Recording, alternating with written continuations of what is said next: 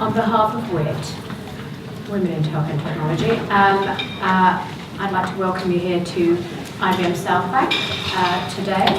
I actually work here, so it's no accident that you are all here. So we're going to talk about tech in sport. Pardon? No, they don't need to know who I am. And my name is Helen Kaliski. So welcome everyone. We're going to talk about tech in sport. I actually just saw Graham in the background here. Graham and I worked together about 1,000 years ago at IBM, and he's here because I think on the agenda, and I'm not going to spoil the agenda because Yasmeen's going to take you through that, but we have something to do with netball, but just a little story. When my daughter first went to boarding school, the school thought it would be a really good idea that they'd have a parents and daughters sort of netball tournament. So I thought this was a really great idea too. So dragged my husband, Jeff, down to see Sophie and me play. Well, unfortunately, one of the ladies, and it was meant to be 3 parents, 3 mums, and 4 girls, because that was what was allowed. One of the mums got injured before she even got on the court. So I decided that actually Jeff, it'd be a really good idea for Jeff, my husband who's 6'2", that he should play, and we'd stick him in the goalkeeper. Well, as it happens, we ended up getting to the final and actually winning the final. So that meant I had to play 6 games in one day. The next day, I could not move.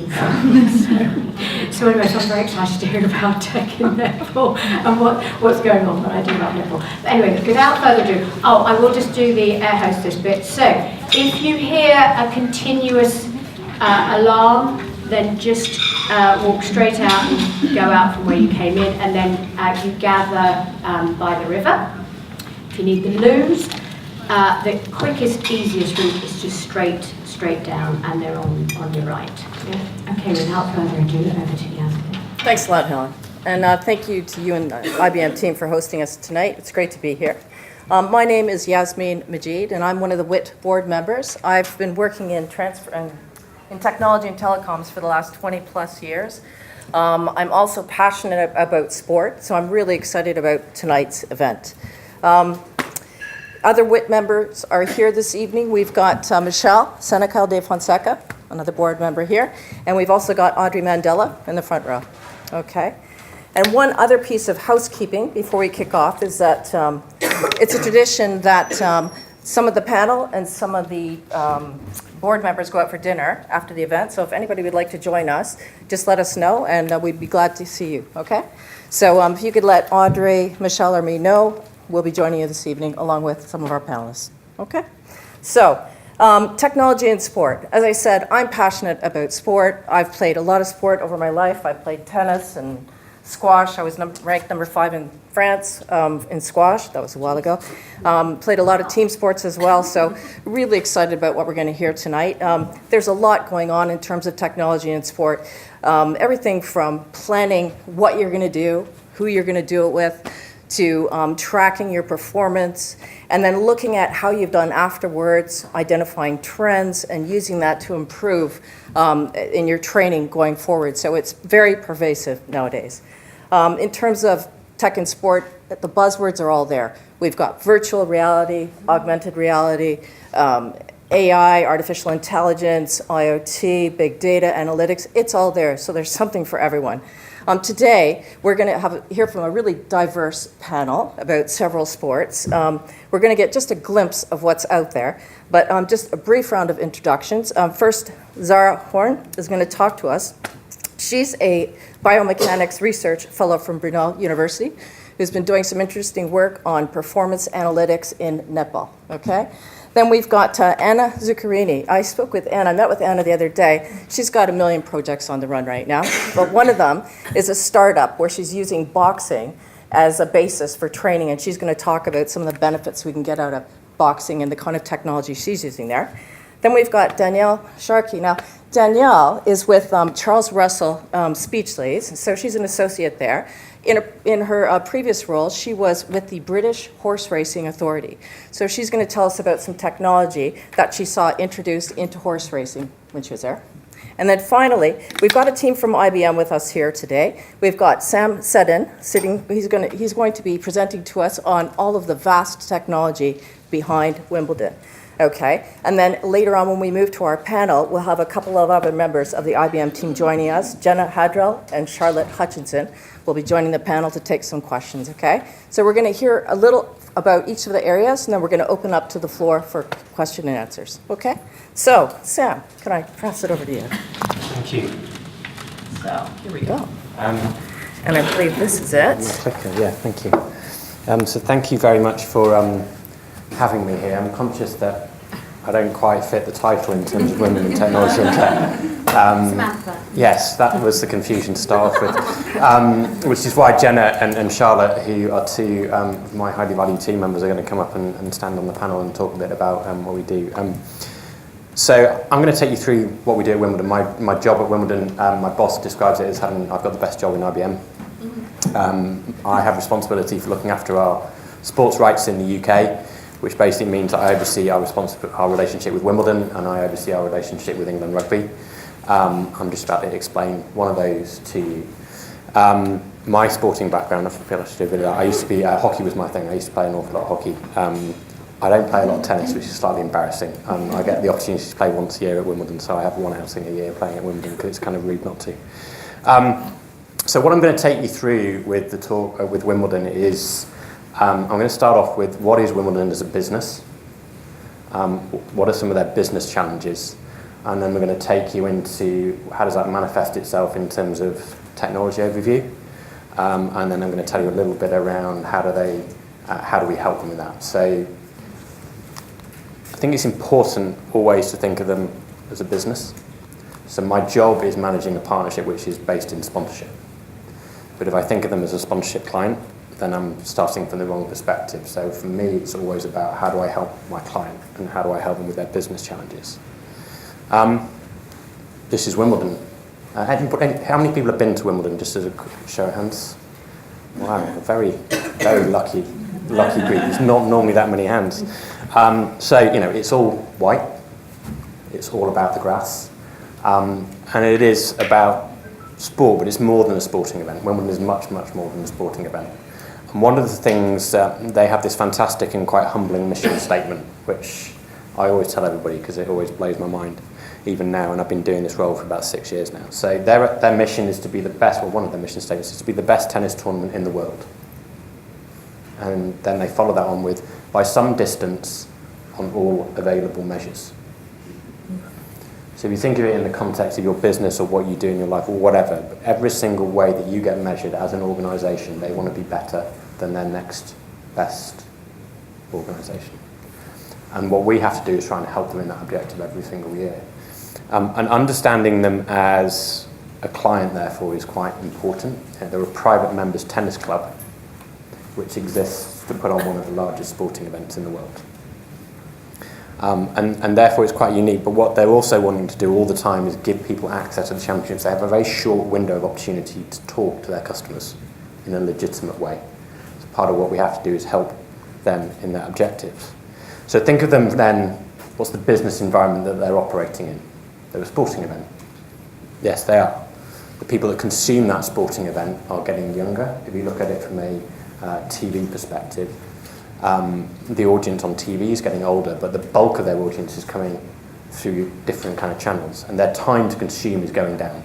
You look at it this summer, this Wimbledon Championships, we've got the British Grand Prix in the middle of it, there's a rugby tour just before it, there's some football tournament going on in Russia, which will be depressing as always. The finals weekend, there was an athletic event going on, a World Cup athletic event going on in the London Stadium, and that football tournament in Russia kicks off at 4 p.m. on men's finals day.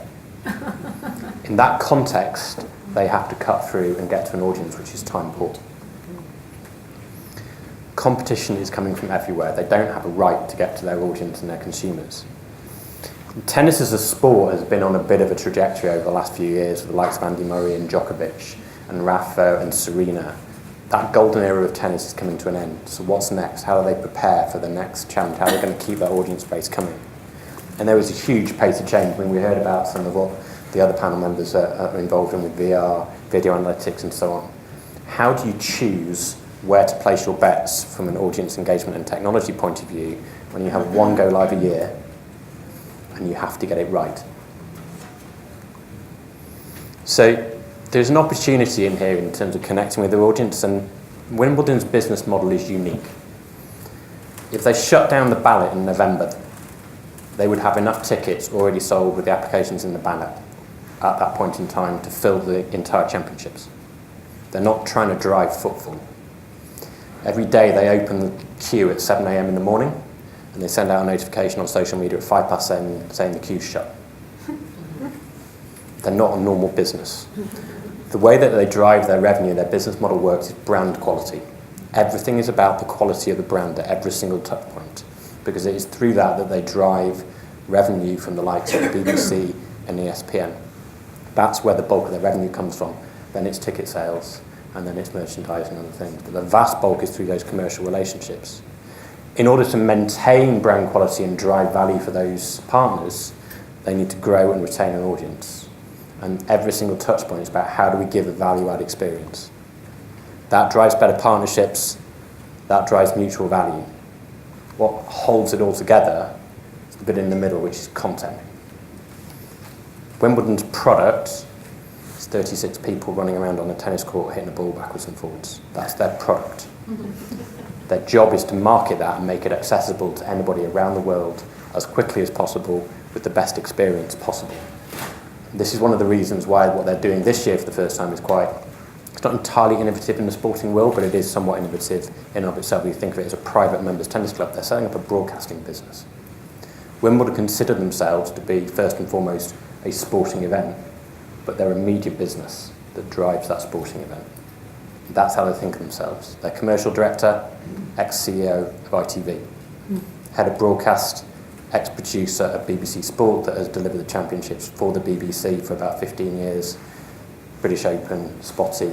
He's on board delivering all of that. Because if they own the content capture from courtside, they own the way that that's being distributed and seen, they own how that brand is perceived.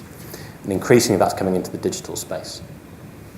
So I'm going to show you now, it's just a little taste. Wimbledon is a traditional championships, but there's so much technology hidden behind the scenes. There are around 120 broadcast cameras around Wimbledon's grounds, broadcasting to a global audience of around 1 billion. The movement of the players and the ball is tracked around the court by 10 different cameras, tracking 50 frames a second. There's the sensors in the roof that track the humidity, the sensor on the net cord, the LED displays showing the score and the speed of serve.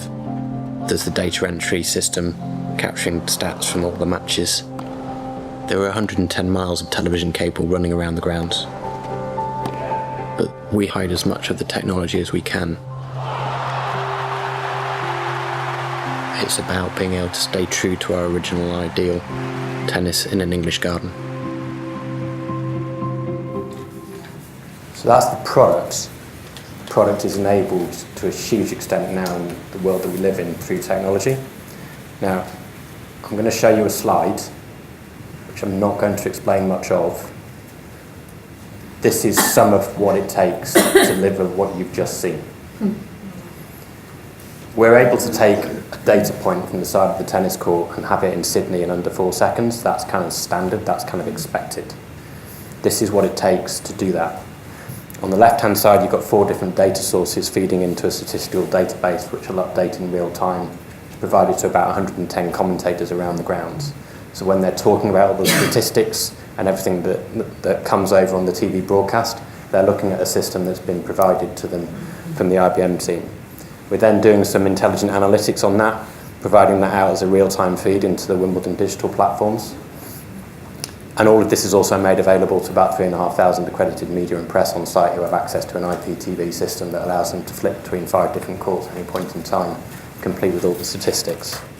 Those TV graphics, seen by an audience about 275 million, going up to about 1 billion, if you think about TV news replay. The players get those reports, their match analysis, straight after the match on a responsive website, so by the time they come out of the shower, they know what the stats are before they go and see the interviewers. The digital platforms, 70 million views last year, and all of that's delivered through 4 data centres around the grounds, so that scale up and down about 600 times from outside the championships. The data centres are around the world. Yeah, sorry, around the world, not around the ground, sorry. There is a bit Not of... around the yeah, ground. 4 on the ground, no. So it's a huge operation. There's about 180 of us that are on site during the championships, from the data entry team all the way through. But this is what it looks like. This is what the consumers see. This is what Wimbledon focus on. So the same people that are paying a large amount of money to be there and be the TV broadcasters also have their own platforms. So my default go-to website is BBC Sport. What Wimbledon's challenge is, how do I take all that money from the BBC, give them all the same services that I have on site, but then differentiate my digital products from theirs during the championships, whilst they're a partner but also a competitor.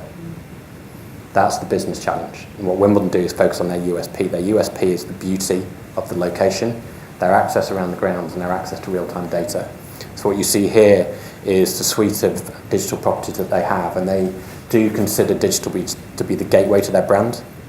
There are 2 true expressions of the Wimbledon brand visually. You're either on site at SW19, which is about 480,000 people get to experience that, or you're looking at it through a digital solution, which is why the technology is so important to them as a business. What they're looking to try and do is change perceptions of tennis through those digital platforms. So they focus very much around function and design. How do they give a personalised experience? So what you've got on the left-hand side is you can personalise and tailor the apps and solutions so you're just getting the news and real-time updates that you want to see. In the middle is data, so the only real-time data source you can get for Wimbledon.com data and stats is through their platforms. You can see an update on your mobile phone on centre court with the live stats before the centre court scoreboard updates, if the referee's slow. So that is a USP for them. If you want that real-time updates, it's coming through their properties. And then their approach around technology adoption is not first adopter, it's best adopter. So Jenna, who's here, runs the Wi-Fi project at Wimbledon, and Wi-Fi is not yet fully deployed at the championships, which might sound slightly odd, but they took a very Wimbledon approach to it. Last year what they said was, we're going to deploy it to 3 places around the ground that will give us different use cases, so mass entrance in the food areas, in a resale queue where you can't see anything else, digital screens, and on one of the courts. And they did that to learn.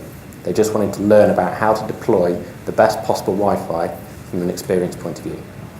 So our chief architect in the Wi-Fi says, nobody wants Wi-Fi, Sam. They want an experience which is delivered over connectivity. So Wimbledon took an approach which was to invest a lot of money to deliver that and then roll it out over 2 subsequent years, because it's not about first adoption, it's about best adoption. And what they're trying to do is create advocates in their fans. So it's not just about the fact that it was 30 love, that's a data point. It's about the insights that you deliver in that. What's the context of that point? What's the context of the stats, so that I need to then get a connection with you. So you have an empathy with the fact that you now know that. You now know that Andy Murray's stats for that particular match are 10% above what it was when he won in 2013. You therefore know he's working well, you can root for him. That's what they're trying to do, is drive empathy, going from content to context to connection. And that's because what they're doing is they're looking at the types of sports fan that they've got and trying to personalise their content based on this model. You've got the general sports fan who's just going to watch everything and flitting around. You've got the data-driven stats man, stats lady, who just wants to know the real details around that second serve percentage because they know that that's what's going on. Or you've got increasingly the millennials who are just interested in video, or they're just going to swipe through something. If it's not the right video, it's not the right thing, they'll move on to the next thing. So how can they deliver that content? You've got the social sports fans that will live and breathe Wimbledon, not necessarily through their own platforms, but through the social platforms, because that's where they spend their life. They're on Snapchat, they're on Twitter, they're on Facebook, so give them content there. How can you feed that content engine? And from all of that, you drive Wimbledon advocates and fans who are really going to invest in your properties. So it's with the added insight you can give to the audience through that function, through that data, through through the technology, that you drive a real connection with your fans, you get a true advocate. That's what drives Wimbledon's business model, is trying to deliver on this and how they look at it. One of the things that we've helped them do is be at the forefront of AI, which might sound slightly strange. Wimbledon is an organisation quite august, old. What are they doing with artificial intelligence? So back in 2011, we did something with Watson called Jeopardy, where we built an AI system that was able to play the American game show. And that went through some early adoptions in industry, in healthcare, and in financial services. What we do as an innovation cycle every year with Wimbledon is we run some what we call design thinking workshops, which is what's your problem and how can we help you fix it? And the challenge we asked ourselves in 2014 was, how do you break news faster than a global media organisation? Because that's the challenge that we have to try and help them with.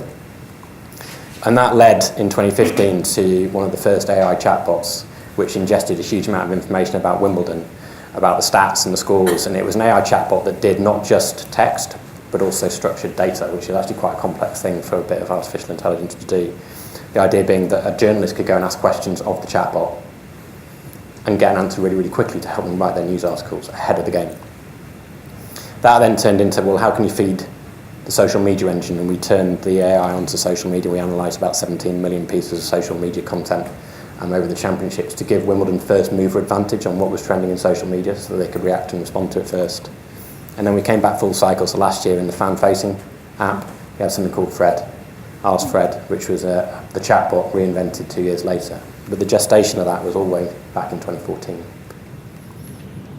But we're now starting to use that not just in the fan-facing experience with Fred, but also in some of our real-time data insights in Slam Tracker. So it's machine learning is looking at the trends within how the players are playing in order to be able to give you as a fan an insight into the coach and what they would be telling the players to do in match.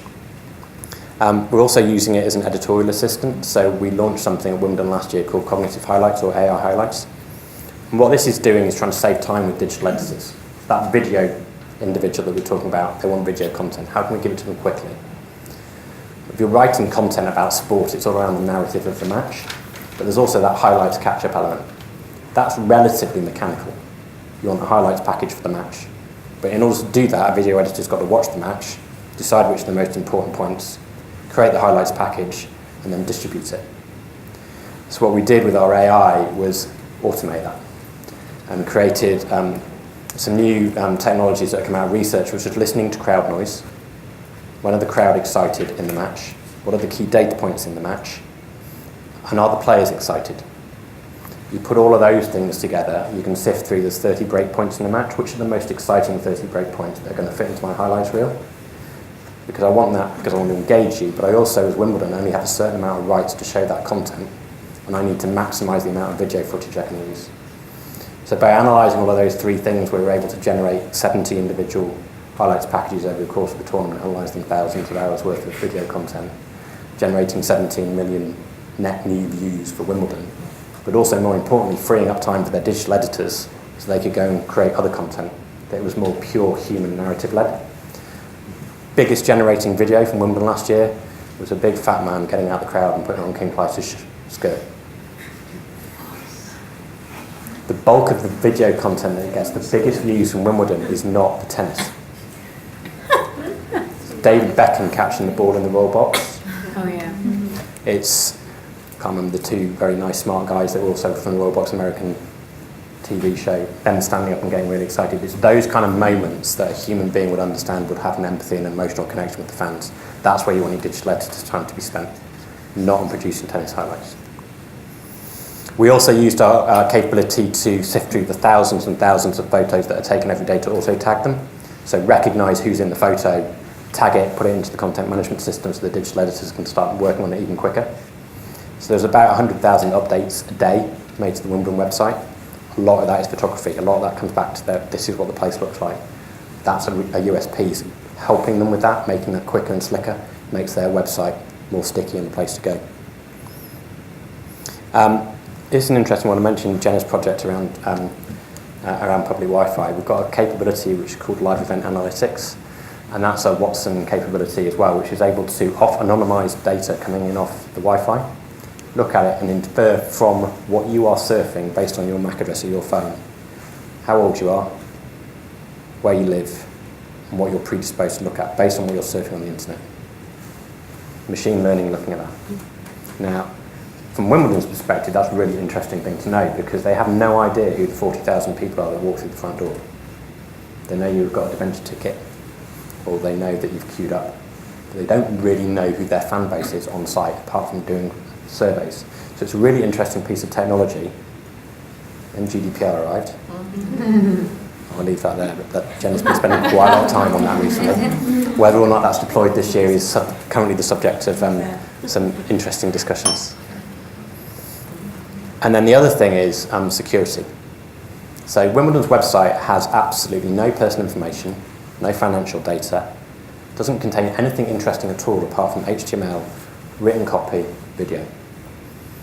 There were 200 million security events on Wimbledon's digital infrastructure in 13 days last year, correlated to over 2 million attacks. Some of those direct and deliberate, and some of them not. That's the volume of activity that's happening on the website.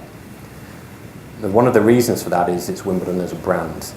Come back to their business model. If you're an ISIS or you're some other individual that wants to make the name for themselves, bringing down Wimbledon's website during the event would be quite a coup. So one of the things we also use our AI software for is helping to analyse and sift through that vast amount of data to help our security team that are on site work on what's important at that moment in time to keep the Wimbledon website secure, keep the Wimbledon brand secure, keep the Wimbledon business model working. So that was, I've got questions up here that I probably need to wait until after, but that's a really, really quick run through of what we do at Wimbledon and the role we have, and you get the opportunity to quiz Jenna and Charlotte on it later. Thank you very much. So, next, I believe we're going to hear from you, Danielle. Okay, so let's just.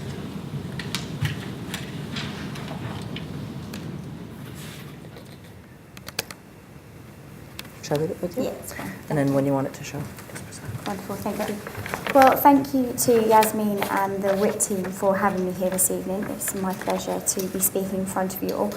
And you may or may not be pleased to hear that this isn't going to be too technologically difficult a speech, but I am going to be following on from some of the themes that Sam has just discussed, and that's really fan engagement in sport, and not necessarily how good the technology itself is, but actually how the technology is adapted to fit different types of sport.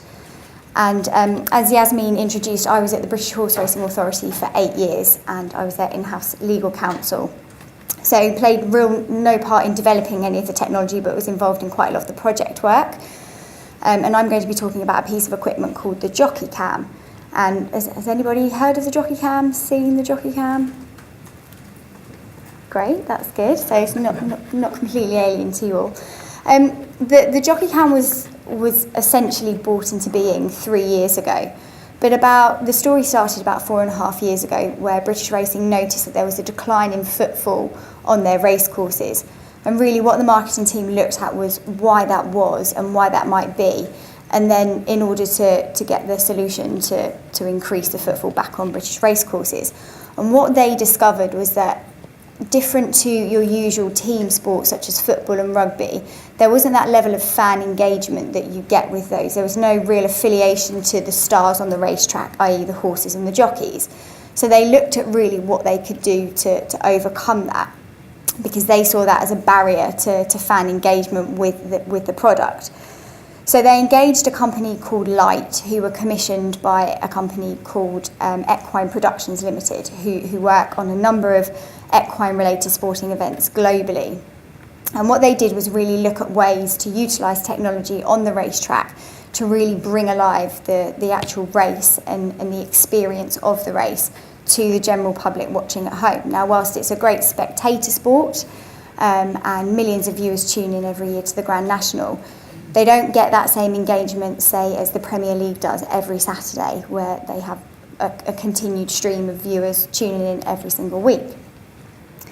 So what the idea of the project was that the makers of the Jockey Cam wanted to bring the thrill and excitement of the race to the viewer sat at home in their armchair and really display the excitement but actually the skill of a jockey and the quick thinking that they need to deploy throughout a race when they're on an animal that's travelling anywhere up to 40 miles an hour down a racetrack, potentially jumping over obstacles, potentially not. So then came the development of the jockey cam, and it was launched at the Grand National meeting, so no big pressure, the biggest horse racing event in the racing calendar. They decided to launch the technology in 2015. But before it was actually launched, it went through many different design phases to ensure that it actually passed the safety standards of the British Horse Racing Authority. And that was because a number of the earlier models were found to not be impact safe, such that when the jockey fell off wearing the jockey cam, either the camera shattered and the footage was lost and therefore it was of no use, or it actually damaged the helmet of the jockey, which is obviously a big safety concern. So the designers worked very closely with the medical teams and the jockeys to work out the safest way to wear the camera. Would it be on the body protectors? Would it be on the helmets? And really look at the design and the fit of it. So bear with me, I'm going to get a little bit technical, but this is technical for me, so it may not be for you. It has a flexi-fit frame design, and it's made of a flexible TPU aerodynamic frame, so it fits around any surface, and it won't weaken the jockey's helmet if, for example, they fall off. And I've got some pictures, hopefully the technology will work. Let's see. There we go. So you can see it just here. It's quite small, so it's specially tailored for this purpose, and it weighs just 74 grams, and that's including the strap that goes around the outside of the helmet. Now that's less than half the weight of a share bag of Doritos, for example. Other tortilla chip brands are available. It delivers full HD pictures at 1080p and is capable of transmitting and delivering live broadcast ready streaming via RF technology at 1080i. And today it has been used by Channel 4, ITV, NBC, Royal Ascot and the Breeders' Cup. I think there is another picture of it. Yeah, you can see there, to put it into perspective, actually on a jockey it's tiny. The ability to live stream from the race itself actually posed problems for the sport in particular because of viewer sensitivities. So, for example, if a horse was to fall, that footage may cause distress to some of the viewers. So British Racing took the view that although the camera does have live broadcasting capabilities, they don't actually utilise that, and there is a delay. So what happens is, shortly after a race, the footage is streamed back to somebody who checks it, makes sure that it's suitable for public viewing, and then it goes straight out. Sounds like quite a delay, but in terms of actually turning the footage around, a race might finish, it would go to an advert break, and it would be back on Channel 4 Racing straight after the advert break. So it really is quite quick. And the teams that are used to working with the jockey cam were asked to sign up to these agreements before they were permitted to use the footage. In addition to the jockey cam view, racing also utilises a number of traditional cameras around the racecourses, but they also utilise something called the back cam, which in standard terms is just a normal drone, but again, even the design of the drone that was used on racecourses had to be adapted because earlier models used to spook horses and cause pandemonium on racecourses with horses throwing jockeys off, and the horses used to get very excited and not like the back cam flying around. So now there are specifications that it has to fly a certain height above the horses, and it has to keep a certain distance away from the crowd to be permitted to be used on racecourse property. So again, it's just that tension between how modern technology is growing so fast, but actually the sporting environments sometimes don't keep up with those developments. Fortunately, Jockey Cam had a very good start, and Equine Productions had a relationship with the jockey Leighton Aspel, who, if any of you happen to have a bet on the 2015 Grand National, will know he was on the winning horse. So Jockey Cam couldn't have really had a better start to its life in that it managed on its first outing to be on the winning jockey of the race.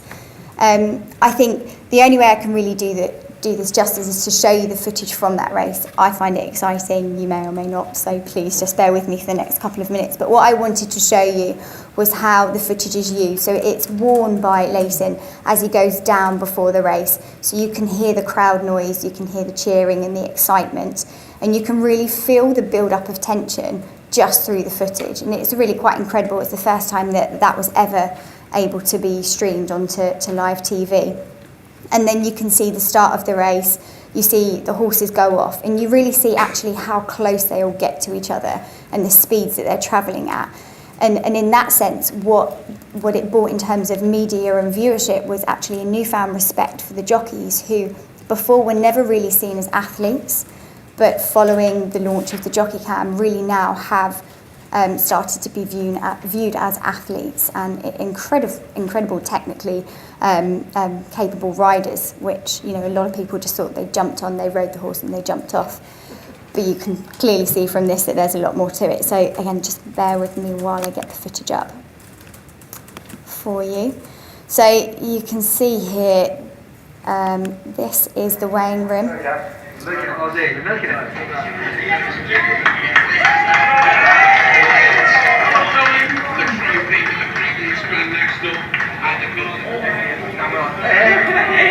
We're live.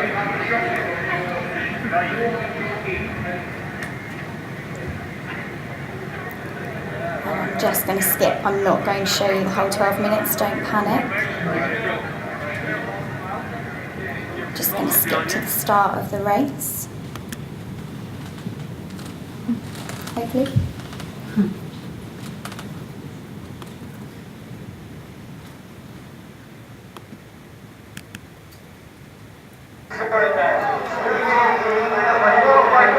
What you wouldn't normally see is the top left TV footage. You would see one or the other. Caught by surprise, Saint are amongst the leaders. Bob Ford towards the inside, followed by River Choice, and also up there is Wick Hill, and Godspeed Judge is not too far behind them as they race on towards the first fence. The Great Portrait King is also amongst the front runners, and across the bay as they take off at the first here's Richard Hoyles. Around for the first time, Bob Ford and Gasline Boys are falling at the It gets up. Gasline Boy and Eli Brown is down. Also down is Alco. We lost 3 in the very first fence as they race towards the second. Bob Ford out in front from Portrait King and St. R as they take that. A mistake by Super Duty back in the field. First Lieutenant is towards the rear early on as they head towards the open ditch number 3.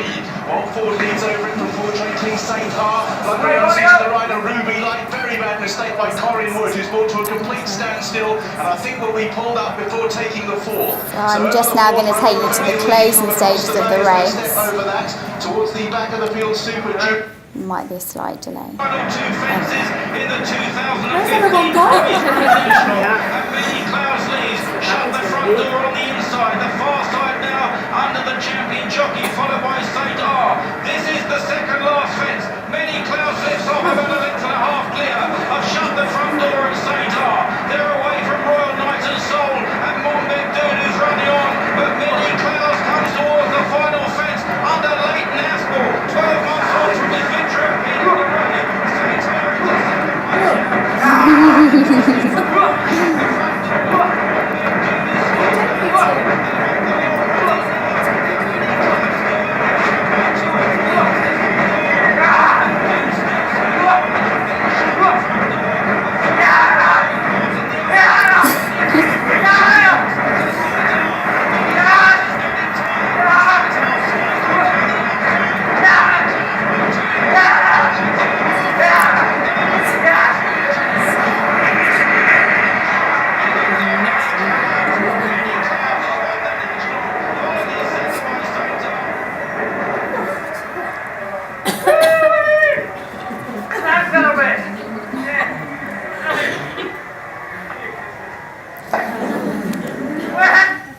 So I'll stop it there, but hopefully that's just kind of demonstrated everything really that the Jockey Cam set out to deliver in terms of technology. It brought that engagement to the race, it brought it alive.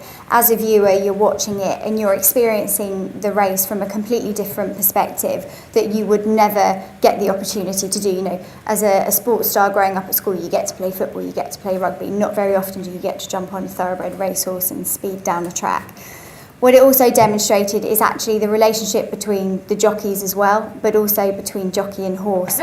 And never before, you know, you saw the footage in the top left-hand screen. You've never had sound before in terms of actually from the jockeys on the racecourse. You had the commentators. So actually it was a whole new USP for racing to be able to really draw out the relationships between the jockeys, and also the noises that you heard from him, genuine excitement and pressure just trying to drive that horse home, just brings the race alive. And as I said, Jockey Cam has been on British racecourses now for 3 years. I'm told they're trying to make it even smaller than it currently is, but the technology will continue to grow, but it has been a huge success in terms of how technology can be adapted to fit the sport. Thank you very much.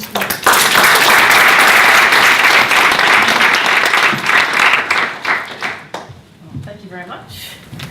Okay. We're going to move on to Anna's talk.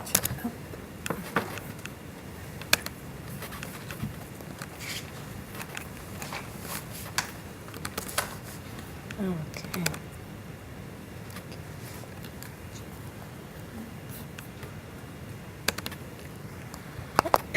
Should I use that? Okay.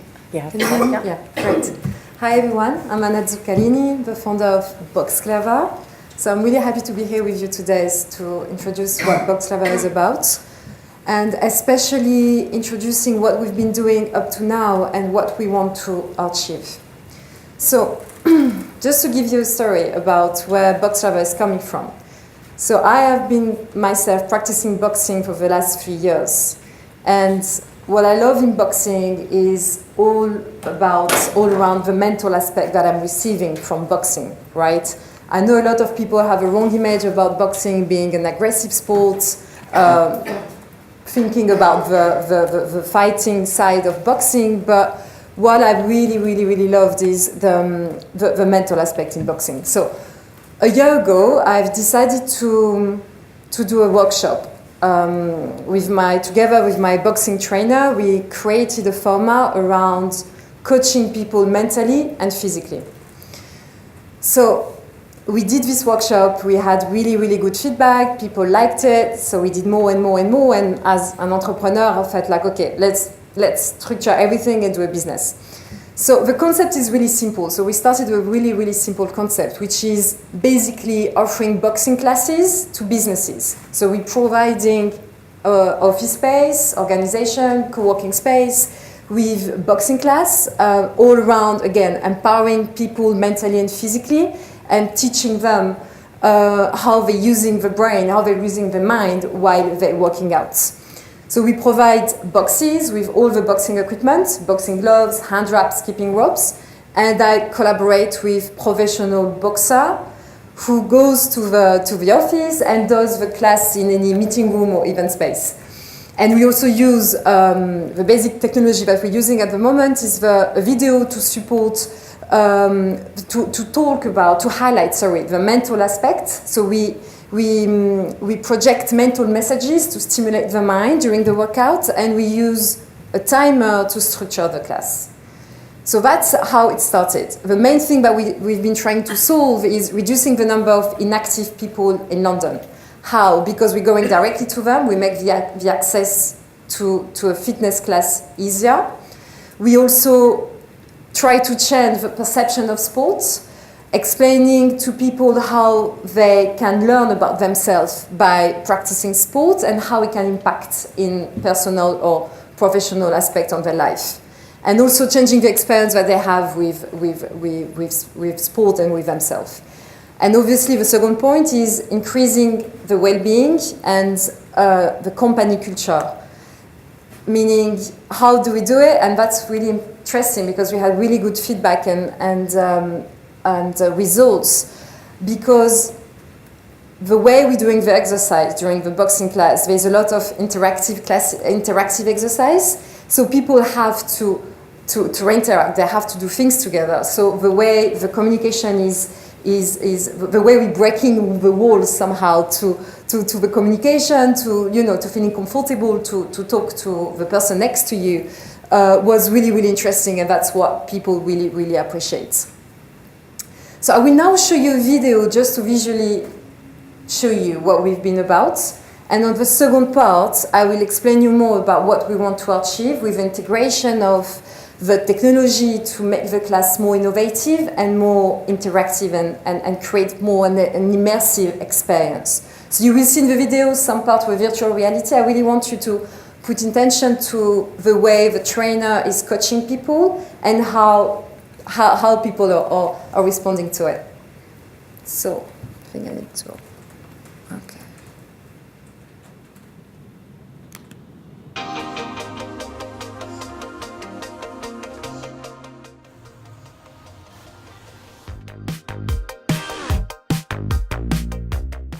Of shadow box, and you are sweating when you do this with the intention, the right intention. So more you punch, harder you punch, better. Intention as well behind the punches. You want to have intention. You never want to straight.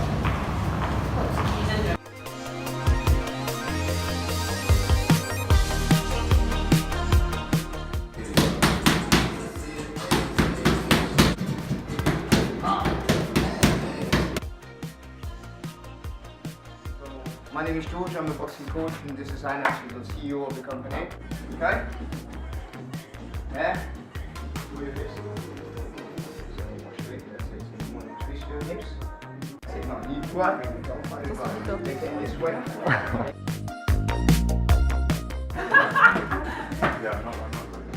That's it.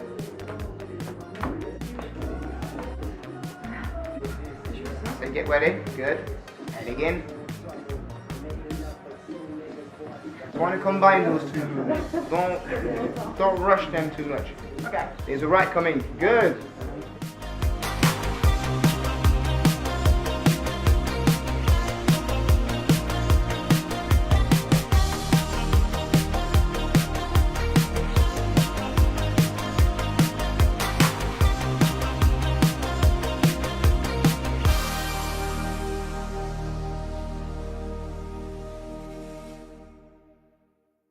All right. So now, that's the interesting part. So with what we have that has been proven and work, and people appreciate the service that we're offering, but it's still quite simple. So what we want to try to achieve and create to reach the goal of creating, as I say, more a more interactive class, a more immersive class for people to really get the message of a new way to experience sport, experiencing themselves, and a shared experience. So for that, we tried, the first thing that we tried, as I was saying before, is the virtual reality.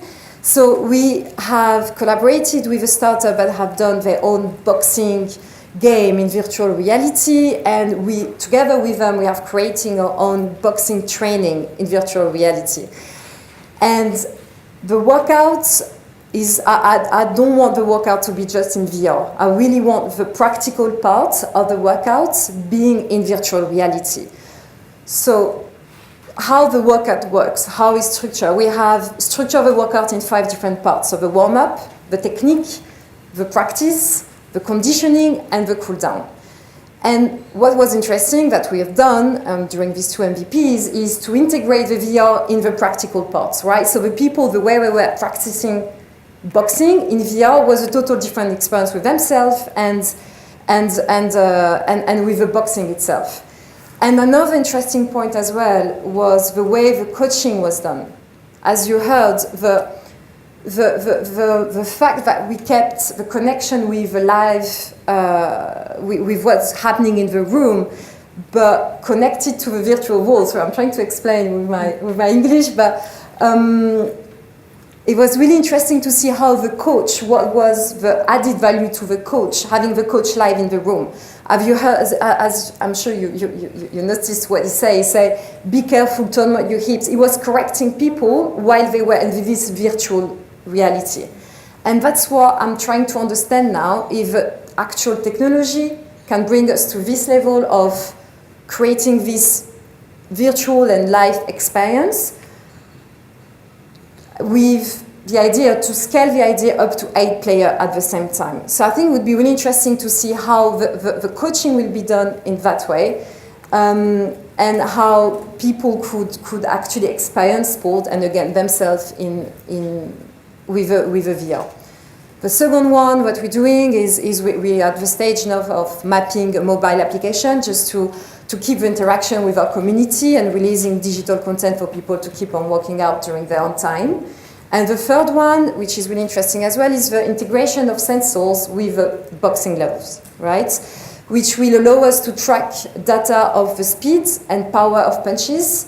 And we are testing it now to share the experience the same with up to 8-10 people at the same time, transmit all the data to a big screen, and make the class more interacting and challenging between people. So that's where we are at the moment. I'm trying to really, as I say, understanding if the technology can bring us to that level, and hopefully we will hopefully find the right partner to work on this idea. So that's just an idea of the client we're working on. We're in partnership with WeWork, so we're providing all the WeWork buildings across London, most of them. Anthony Nolan, Plexo, we are really up to date for the technology and sports. Huggletree here is Trevor Hill. We're going to have Google in July, so really happy to work with them. And yeah, that's it for me. Thank you very much for your time. Thank you. Thanks very much, Anna. That's okay. So, okay. Now, Sarah, I'll just.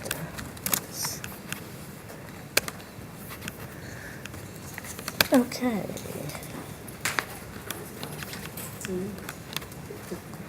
Okay. Okay. Thank you very much.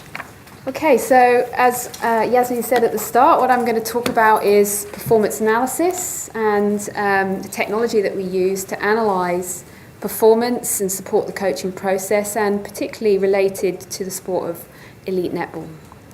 So a little bit of background about me and how I became involved in this area. I've spent sort of 25 years now working at Brunel University in the area of sports biomechanics. So I'm very used to the technology and analysing human movement. And I also have a background as a netball player. And when I stopped playing, I then started coaching. And Brunel happened to have a Superleague netball team. So I started to become involved with the coaching with the Superleague teams. And the coach came to me and said, with your background, would you be able to start analysing the performance of the teams? So providing video support and actually providing statistics which informed the performance and the coaching. So I actually taught myself how to use the equipment and the software. Wow. And the coach of the Brunel Hurricanes then got the job as the Scotland national coach.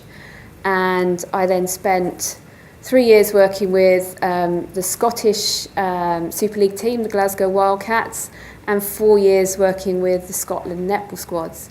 And that involved 15 tours, tournaments, test matches, going to wonderful places like the Cook Islands and Samoa and New Zealand and Singapore. So a lot of travelling up and down to Scotland, quite a lot from London as well. So that's how I became involved. So some of our presenters have already mentioned a little bit about analytics in sport, so I'm going to talk about it in a bit more detail.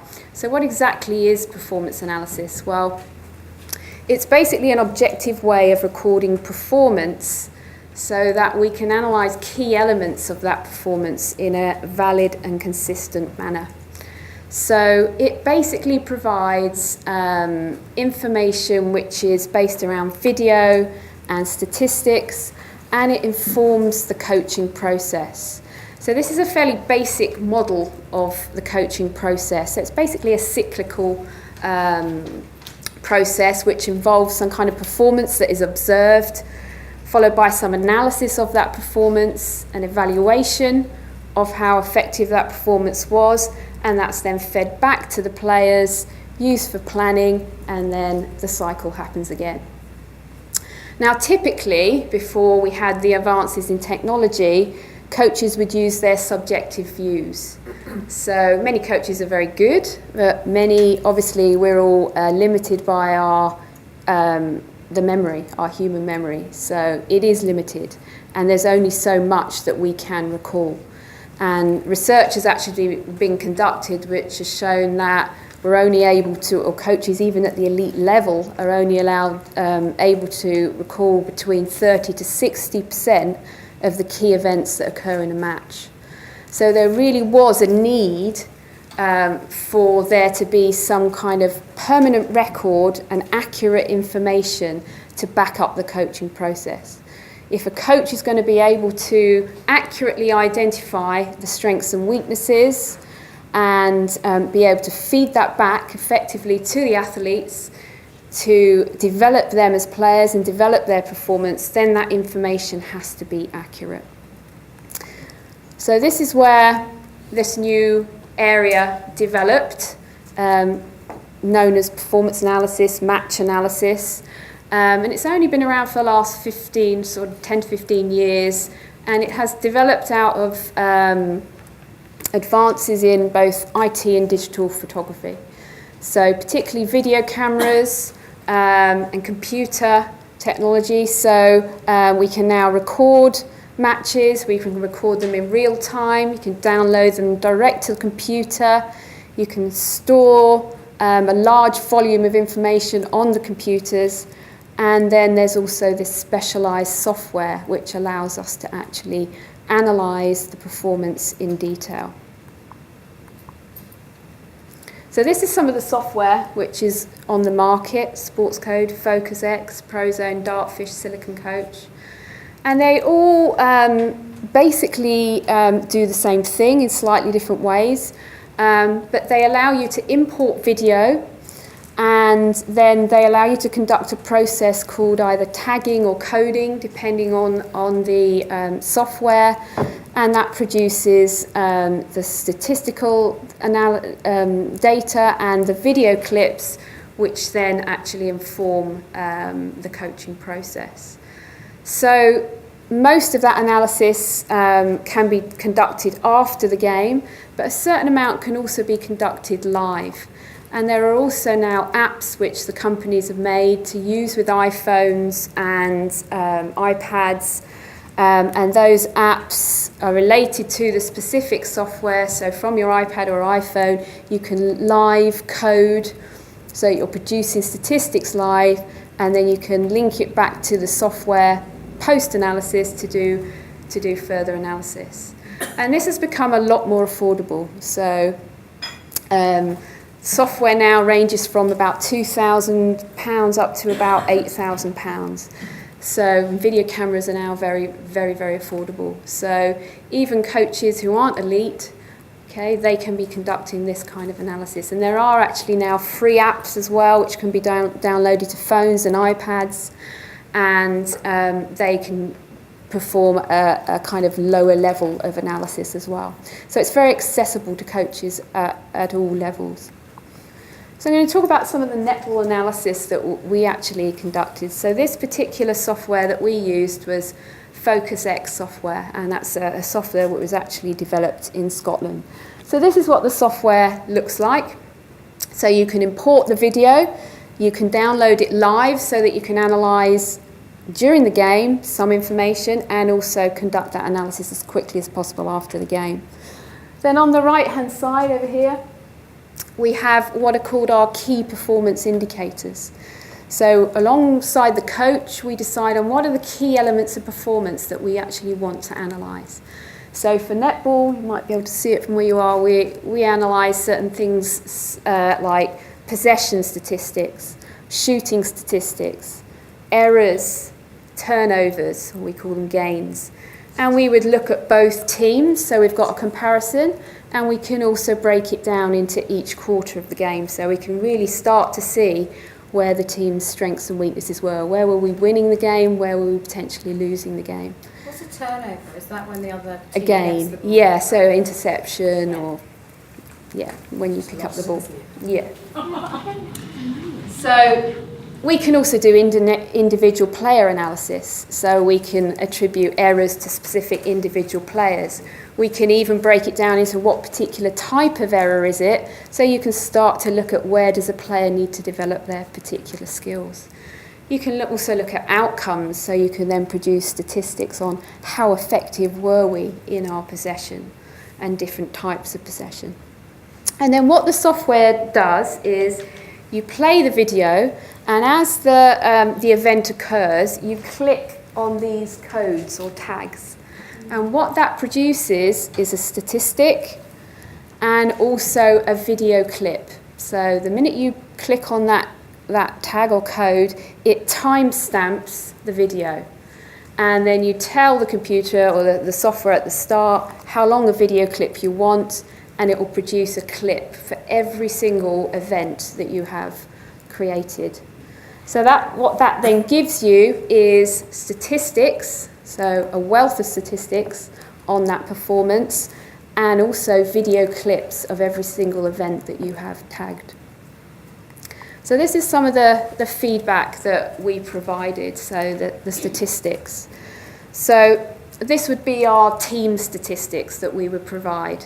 And we would look at shooting statistics, so always compared to the opposition, so you can see how effective we were and where are our strengths and weaknesses in comparison to the opposition. So we've got our shooting stats, errors, where they occurred on the court, our gains or turnovers, so the number and then the percentage that actually went to a conversion, and the centre passes, how many did we have and how many did we actually convert.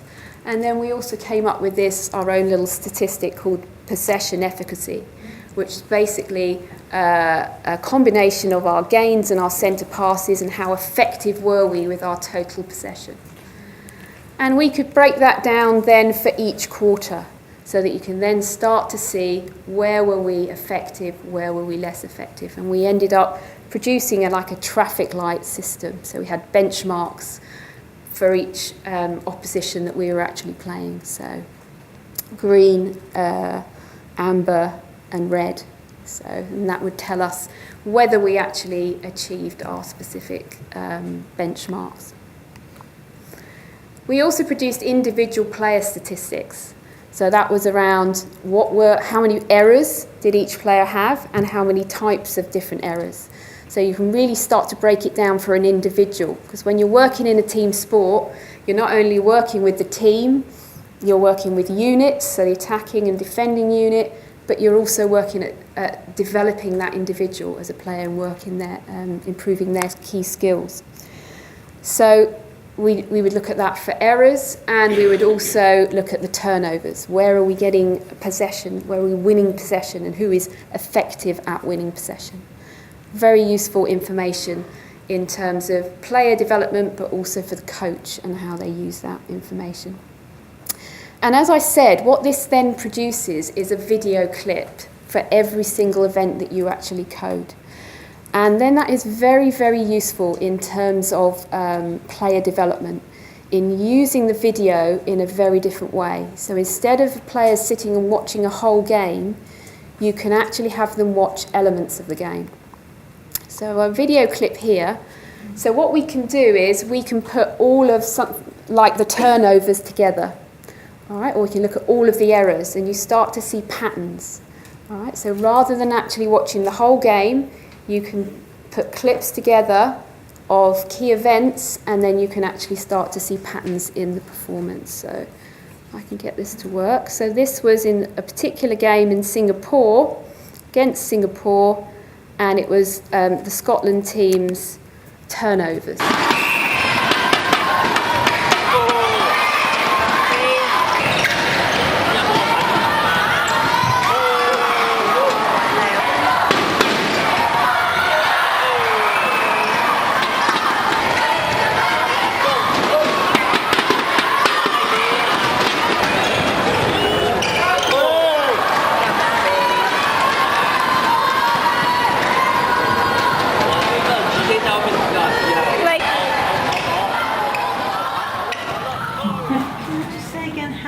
actually collect the data? How How you actually collect the data? It's not manually put in and you're not watching at the same time. How are they actually collecting the data? How are you actually collecting the number of times balls got possession and so on? Yeah, Can so you what break you that down? so what you would do is you'd watch the video. Yes, that's what I said. And as an event happens, Yeah. you click on the key performance indicator, the code, and that then produces a timestamp, which is the video clip, and also it creates a statistic, and which it cumulatively adds to as you keep clicking on those codes. So that's the process. It produces the statistic, and then it produces the video clip. And that's a very different way when you come to feeding back the information to the athletes to actually watch the performance. Okay, so the process actually produces a lot of statistical information. And the kind of key part of this process is then how and what and when you feed back that information. So you've got a lot of data, and what we have to do as working with the coach is we have to decide how and what we feed back. So it's all about understanding your players, what do they need, and what we developed was a structured but flexible process. So it depended on the competition that we were working in. Some of the competitions you'd have matches back-to-back on consecutive days. So we would plan a performance analysis session the following morning after a match, and we would then provide the video feedback and the statistical detail of their performance. But one thing we were really keen to do with our feedback sessions is make that an interactive process. So it's not just about the coach or the analyst telling the players what they did well, what they didn't do well. It's about a two-way interactive process. So what were they finding difficult? What did they think their strengths and weaknesses were? How can they develop?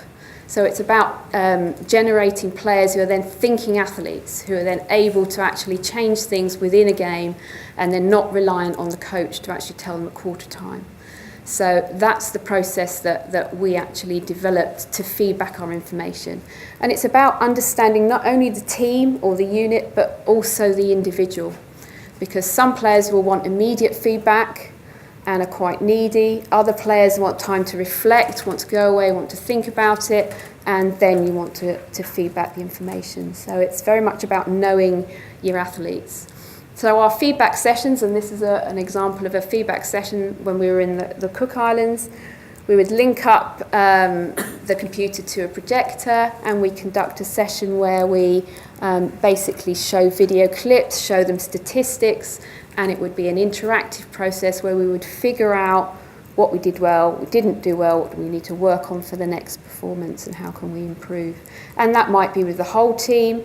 It might be with units, so it's the attacking unit or the defending unit or the centre, the circle defence, or it might even be with individual athletes who needed to work on something specific. And we would also conduct, when we had time, opposition analysis. So you'd have video at least, if not statistics, on your opponents. So that could be then fed into the pre-match information for the next match. And then you would develop your team plan around what you know your strengths to be and the opposition's weaknesses to be. So very beneficial tool for coaches, and it really does inform what coaches do. So it assists them in terms of understanding an athlete's strengths and weaknesses, so what to implement, what changes to make, how they need to actually help their athletes develop. But it also enhances the development of the coach's practice as well. It helps them understand how effective their coaching methods are. But it also enables a more in-depth review of performance as well. So you can analyse performances over a period of time, over a tournament, or even across a season to see how the team is developing. And that became very important information to feed back into planning for the governing body, and actually was an important tool in terms of getting funding as well for the future.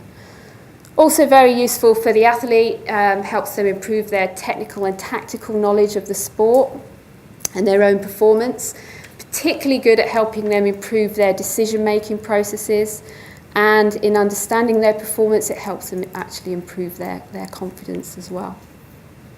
And this is a quote, just to finish off, that I quite like, which kind of sums it up for me. It's a game of analytics, and you cannot accurately inform the coaching process without the data and the evidence. So thank you very much. Excellent.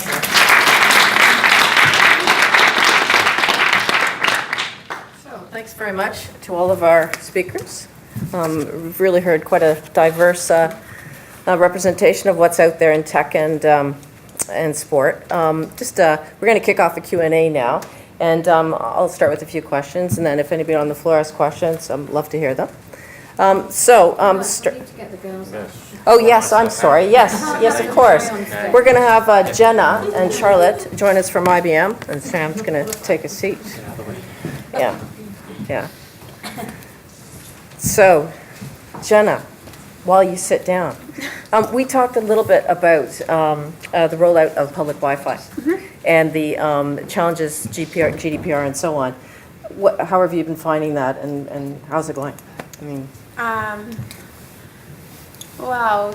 So you have to hold it quite close, I understand. It's like singing. Yeah. So GDPR has been a nightmare, if I'm honest. And so we first kicked the project off at the beginning of this year, and I've been working on GDPR since then. So the Wi-Fi project is not your average free Wi-Fi project. So I guess if you look at free Wi-Fi, most offerings of free Wi-Fi are there to capture your data to then sell your data on to other companies, and that's how they offer a free Wi-Fi service. And under GDPR laws going forward, companies can't do that. Whereas Wimbledon are offering free Wi-Fi to enhance the fans' experience and take them down a new digital journey. So they're not looking to sell the data on. So under GDPR, they can do this, but it's under what legal basis do they capture this data? And we've been in talks with Wimbledon to try and work out under what legal basis we capture the data. And as IBM, we are just the data processors in this whole process. They are the data capturers. And the way the solution is set up, the only part of the information that we capture that we need to process is this unique MAC address. Now, if you look into GDPR guidelines, if you can find out whether a MAC address is a unique identifier and get that answer to me, it would be much appreciated, because I think you just got your answer. And you speak to people in legal teams, and there's the language that they use within the GDPR law makes it quite vague. So the way that we're looking at it is, as long as you can anonymize the MAC address back to a user, then you can track the MAC address, and that's how we're looking at the public Wi-Fi for this year. So the way Wimbledon are approaching it is they're using their full captive portal capture page. They're capturing the full amount of information as they did back in 2007. So it will still ask you for your name, address, where you're from, your date of birth. And that is because they want to learn more about the people that are entering the grounds, and being able to then build on their fan engagement going forward. And without this data, really, the Wi-Fi offering is meaningless to them, because like Sam mentioned, people don't just want public Wi-Fi. They don't want connectivity. They want to be able to have a service delivered to them over the Wi-Fi. So from a GDPR perspective, it's been a long journey. Sounds it. We're there. Well, come Friday, we're there. Yeah. And that's how we've taken it forward. Thanks very much. Thank you. Charlotte, also new to the panel. I know that you're involved in Wimbledon, but I'm not sure how. Do you want to just tell us a little bit about what you've been doing there? Yeah, sure. Oh, actually? How is that?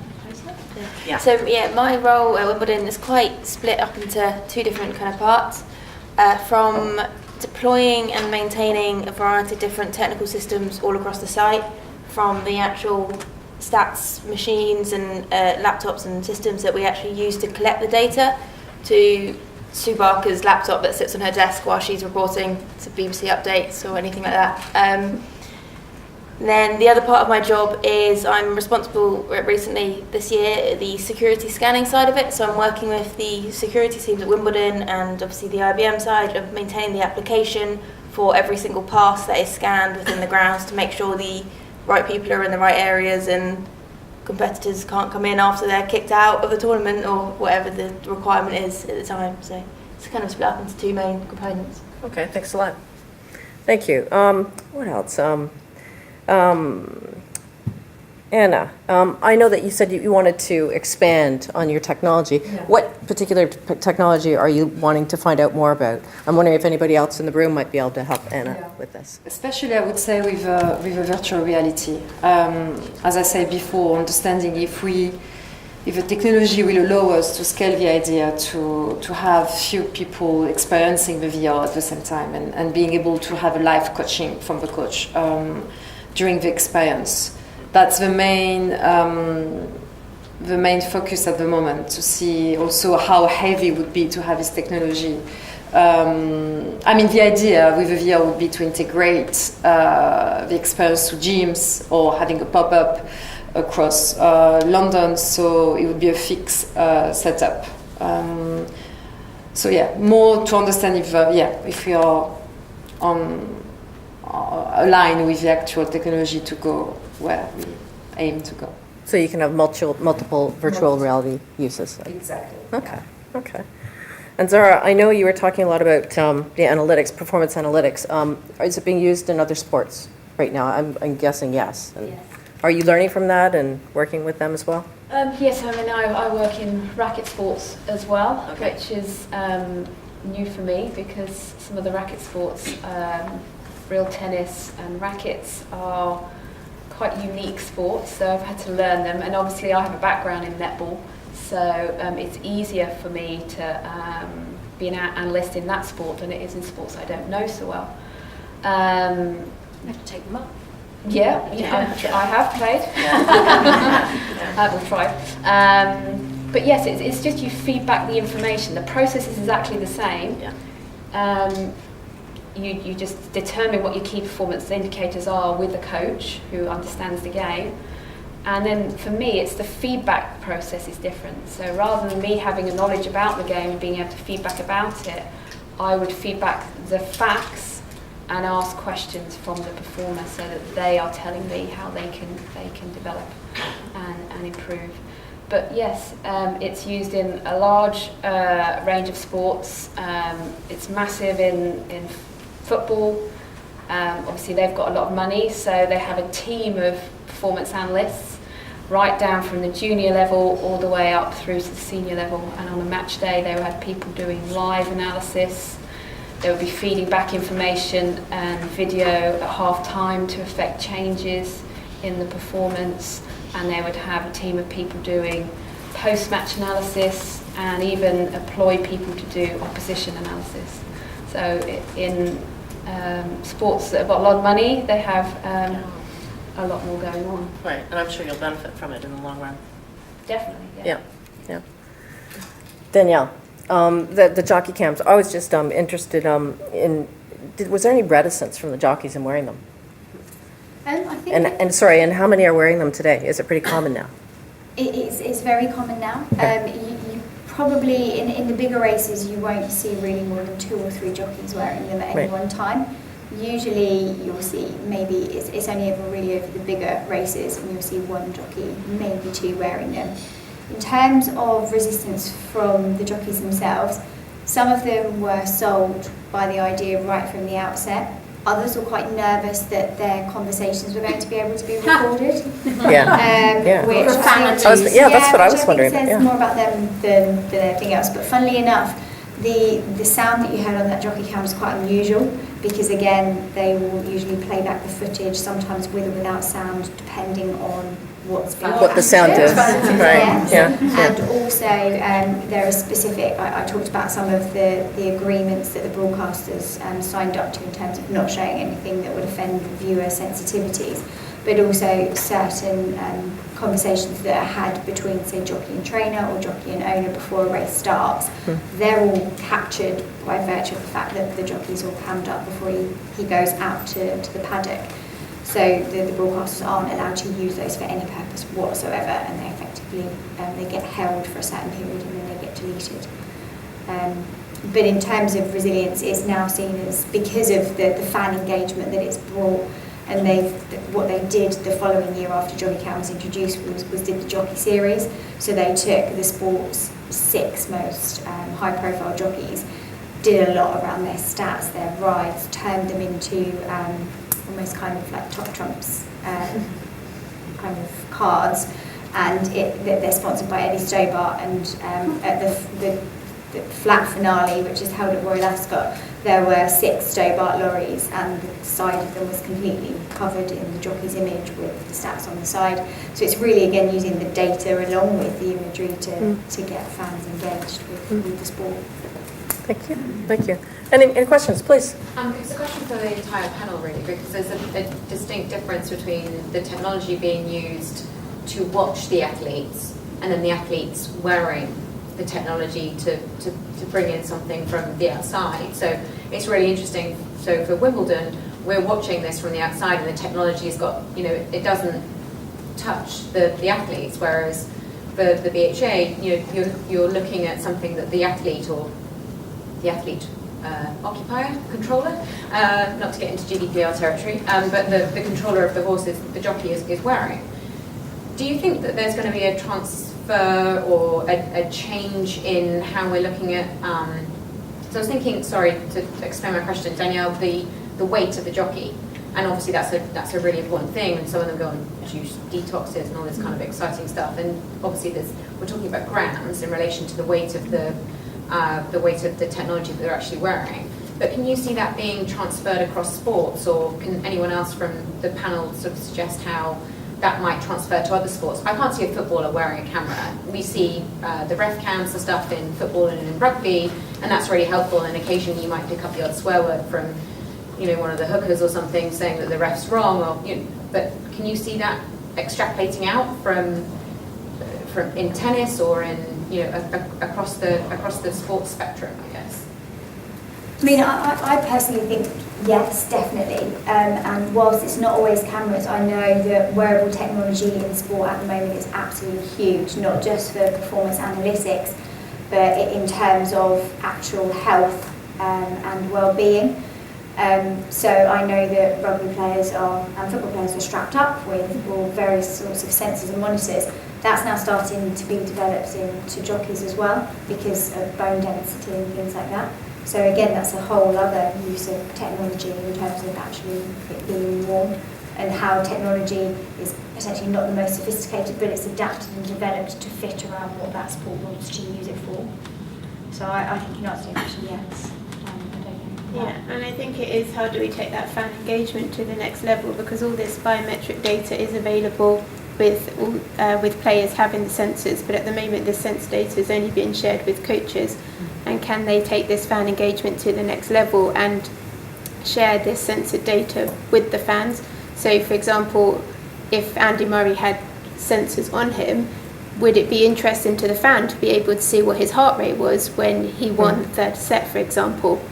And that, to me, is taking fan engagement. I think the problem with that, though, is that coaches don't necessarily want that information out there, because it's then giving away valuable data to your opponents, and particularly team sports. You don't want to tell your opponents what you're doing and what your strengths are. So it's a difficult one. I guess that's already part of some of the stuff we do with the RFU.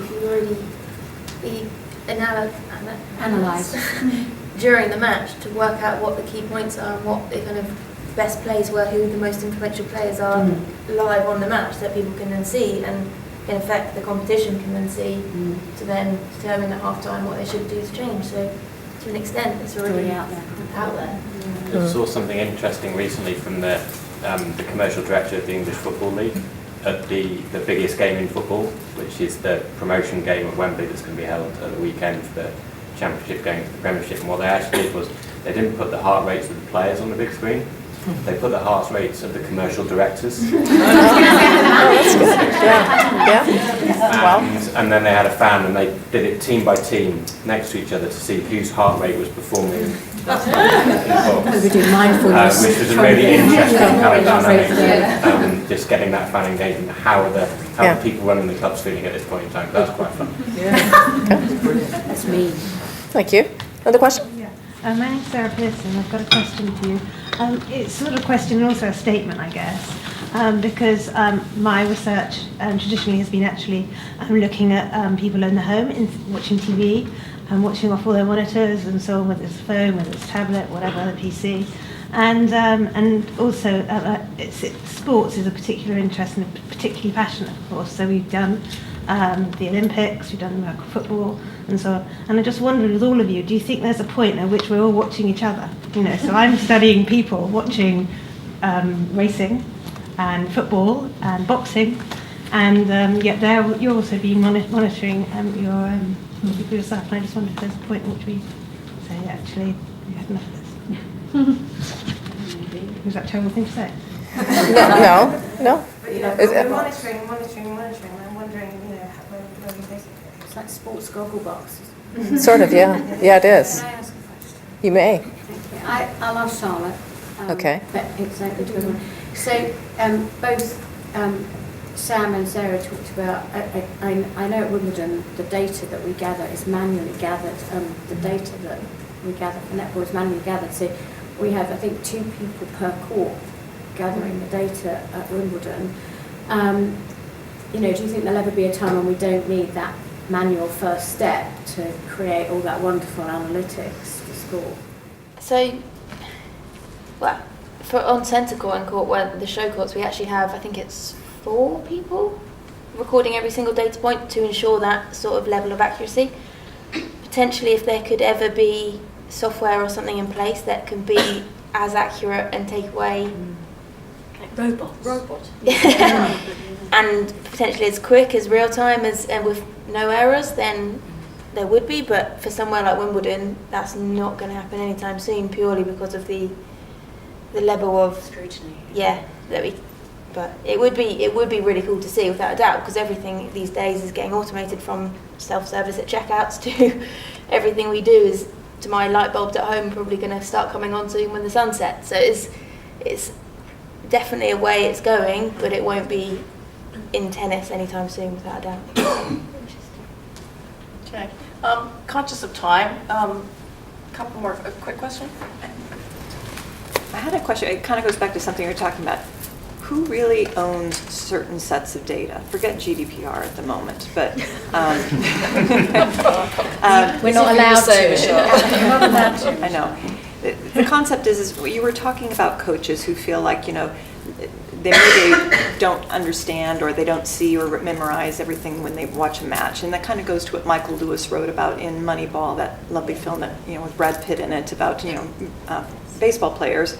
And it was about going and learning about the analytics of the game and picking teams that were actually high performers, more about from the data rather than from intuition. Well, if somebody goes in to see a netball today, they could film you and they could probably figure out what your team is doing. Is that considered proprietary to your team? I don't think so. Or is it the feeling of the player itself and the strategy of what gets imparted? What becomes proprietary to the team and what becomes open to anybody? It's a difficult one, actually. I have been to tournaments where I was stopped from filming the opposition. And I don't think anyone's got the answer to that, to be honest. No one knows. They kind of go along with what they feel is right and wrong.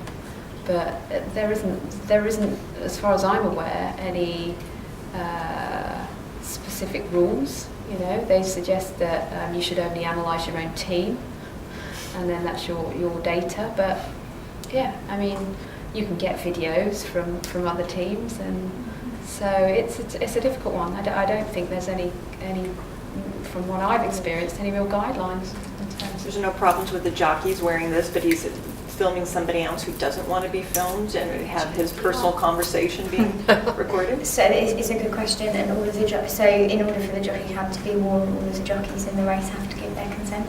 That was something that we were quite hot on at the time that it was being brought in, was looking at, you know, actually a jockey's mindset and the preparation for the race. Is that private to them? Do they want to be on film every minute, whether intentionally or not?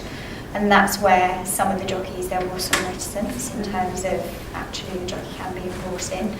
But everyone has to be comfortable with it. And actually, broadly, the membership body who protect jockeys, the PJA, were very supportive of it because of what it was trying to achieve for the greater good of the sport. And now, because it's been so successful, it's not really even thought of, but consent was required. Okay. Okay, I'm going to have to cut it off there. Thank you, everybody, for coming out tonight. If you could bring your question to one of the panelists after, would that be okay? Thanks very much. Sorry about that. And thanks to the panel.